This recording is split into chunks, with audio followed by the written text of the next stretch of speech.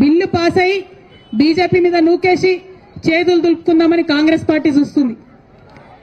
మాకు సంబంధం లేదు, ఇది రాష్ట్రానికి సంబంధించిన బిల్లని చేతులు దులుపుకుందామని బీజేపీ చూస్తుంది. ఈ వేదిక నుండి స్పష్టంగా ఇవాళ నేను ఛాలెంజ్ చేసి రాష్ట్ర ప్రభుత్వాన్ని, గౌరవ ముఖ్యమంత్రి రేవంత్ రెడ్డి గారిని అడుగుతా ఉన్నాను.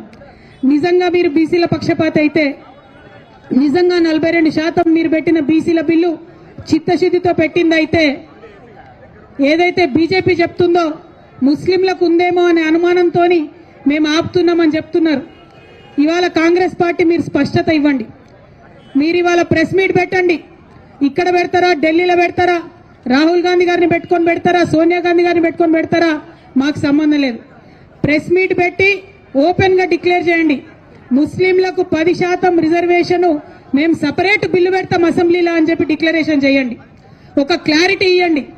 దాంతో ఏమైతుంది, ఇప్పుడున్న 42%లో ముస్లిం మైనారిటీల రిజర్వేషన్ దీంట్లో ఇంక్లూడెడ్ కాదు, ముస్లింస్ కి సపరేట్ గా 10% రిజర్వేషన్ పెట్టాలని చెప్పి మేము డిమాండ్ చేస్తా ఉన్నాం. ఇక అప్పుడు బీజేపీ మీద ఉంటది బాధ్యత. ఈ 42%లా ముస్లింస్ లేరన్న విషయాన్ని కాంగ్రెస్ పార్టీ క్లారిటీ ఇవ్వాలి. ఒకవేళ ముస్లిం సోదరులకు ఉంటే ఆ విషయం కూడా క్లారిటీ ఇవ్వాలి. కానీ మీరు ఏ విషయం చెప్పకుండా మేము బిల్లు పాస్ చేసినాం, బీజేపీ వాళ్ళు సంతకాలు పెడతలేరని మోసం చేయొద్దని చెప్పి మాత్రం కాంగ్రెస్ పార్టీని మేము డిమాండ్ చేస్తా ఉన్నాం. మేము ఇక్కడ 72 గంటలు కూర్చుంటాం. ఈ 72 గంటల్లో మీరు ఢిల్లీలో రేపటి నుంచి మీ అగ్రనాయకులు కలుస్తా ఉన్నారు. ముఖ్యమంత్రి గారు నేను డిమాండ్ చేస్తా ఉన్నా, వాళ్ళ పర్మిషన్ తీసుకోండి. ఎందుకంటే ఢిల్లీలో పర్మిషన్ ఇవ్వండి, గల్లీలో వీళ్ళు కుర్చీలో కూడా కూర్చునే పరిస్థితి లేదు.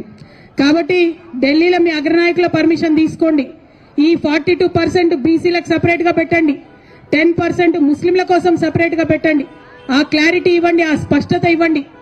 ఆ తర్వాత బీజేపీ గనక సంతకం పెట్టకపోతే, గవర్నర్ గారు గనక సంతకం పెట్టకపోతే మేము ఈ దీక్ష ఇక్కడ కాదు, ఢిల్లీకి పోయి జంతర్ మంతర్ మీద అక్కడే చేస్తామని కూడా ఈ సందర్భంగా మీకు తెలియజేస్తా ఉన్నా.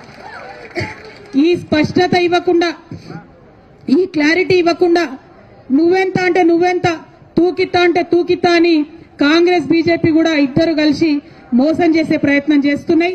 బీసీ బిడ్డలను మభ్యపెట్టే ప్రయత్నం చేస్తున్నాయి. ఈ ప్రయత్నాన్ని మాత్రం మేము ఎట్టి పరిస్థితుల్లో సఫలం చేయనిచ్చేది లేదు. ఇక రెండో విషయం, మేము 72 గంటలు దీక్ష చేస్తాం, మేమే అన్నం తినం, మేమే నీళ్లు తాగం, 72 గంటలు ఇక్కడ కూర్చుంటాం మా బీసీ బిడ్డల కోసం అంటే ప్రభుత్వం భయపడుతోంది, పర్మిషన్ ఇస్తలేదు. ఇవ్వాలంటే మనం 10 నుంచి 4 వరకే ఉండాలంట. నేను డిమాండ్ చేస్తా ఉన్నా, ఆనాడు ఉమ్మడి ఆంధ్రప్రదేశ్ లోనే 48 గంటలు నిరంతర నిరాహార దీక్ష అంబేద్కర్ విగ్రహాన్ని అసెంబ్లీలో పెట్టడం కోసం చేసినాం. మీరు ఆంధ్రోల కన్నా పాపం అయిపోయినరా, ఆంధ్ర సర్కార్ కన్నా పాపం అయిపోయినరా మీరు? ఆనాడు ఉమ్మడి ఆంధ్రప్రదేశ్ లో సమైక్యాంధ్ర పాలకులు కూడా పర్మిషన్ ఇచ్చిండ్రు. ధర్నా చౌక్ ఓపెన్ చేసినా అని చెప్పి ఢిల్లీలో గప్పాలు కొడతారు మన ముఖ్యమంత్రి గారు, కానీ మాకు పర్మిషన్ ఇవ్వడానికి ఎందుకు భయపడతా ఉన్నారు?